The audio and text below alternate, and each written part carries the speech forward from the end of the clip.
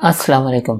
मेरा नाम सलमान नसीम है और आज की वीडियो में हम free open source 3D modelling के प्रोग्राम को देखेंगे जिसका नाम है डस्ट 3D। इसको डाउनलोड करने के लिए यहाँ पे dust3d.org के ऊपर जाएं और यहाँ से डाउनलोड कर लें। मैं इसका लिंक डिस्क्रिप्शन में डाल दूंगा। ये इतना इजी प्रोग्राम है कि मैं यहाँ पे जो इसके अंदर ये बना हुआ ऑलरेडी एक हिरन टाइप की चीज़ बनी हुई है। इसमें अगर मैं यहाँ पे जाता हूँ और इसकी इस वाली नोड को सिलेक्ट करके यहाँ पे जाके इसे थोड़ा सा ड्रैग करता हूँ तो आप देखें कि वो वहाँ पे चेंजेस खुद ही होना शुरू हो जाएंगे।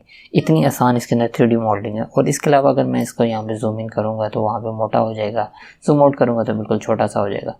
और इंटरेस्टिंगली इसके साथ रिग भी है, लेकिन उसके ऊपर नहीं है। अगर मैं एग्जांपल्स में रिग देखना चाहता हूँ तो एग्जांपल में जाके कैट के ऊपर क्लिक करूँगा तो ये जो कैट बनी हुई है इसमें बाय डिफ़ॉल्ट जो कैट बनी हुई है उसके साथ रिग भी है। ये जो आप ग्रीन और पर्पल साइंस देख रहे हैं इसमें साथ रिग इन्वॉल्व है। इसके लिए अगर मैं यहाँ पे एक्सपोर्ट पे जाके एक्सपोर्ट एज OBJ करूँगा तो ये अपने साथ रिग भी लेके आएगा। तो हम यहाँ पे न्यू के ऊपर क्लिक करके न्यू विंडो पे चले जाते हैं ताकि हम थोड़ा सा इंटरफेरेंस को देख सकें। तो जितनी भी इसके अंदर मॉडलिंग होनी है वो सिर्फ एक साइन से होनी है। नोड बेस्ड मॉडलिंग है तो फिर सिर्फ इस एक साइन से होनी है। यहाँ पे क्लिक करके हम इसे जूम इन जूम आउट यानी अपने साइन को बड़ा या छोटा कर सकते हैं। यहाँ पे क्लिक करेंगे, जितना हम क्लिक करते जाएंगे, जिस तरह से क्लिक करते जाएंगे वहाँ पे अपने लेफ्ट साइड पे अगर देखते हैं तो वो मॉडल बनता जाएगा। एस्केप दबा के हम कनेक्शन को ख़त्म करते हैं, जूम इन कर लेते हैं, शिफ्ट दबा के इसे ड्रैग कर सकते हैं या फिर यूँ करके मिडल माउस से इसे इधर उधर मूव कर सकते हैं। किसी भी टाइम पे पॉइंट को हम बड़ा कर सकते हैं जो बाद में हमारे लिए रिग के लिए भी यूज़ होंगे। इसके अलावा अगर हम अपने राइट साइड पे देखते हैं तो यहाँ पे हम इसे सब डिवाइड कर सकते हैं। इसके अलावा यहाँ पे इसको सर्कल कर सकते हैं।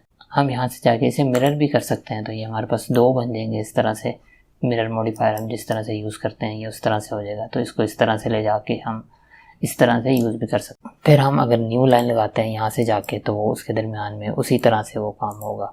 और किसी भी टाइम पे इसको डिलीट भी कर सकता हूँ। मैं डिलीट दबा के इसे डिलीट भी कर सकता हूँ, किसी भी नोड को डिलीट कर सकता हूँ।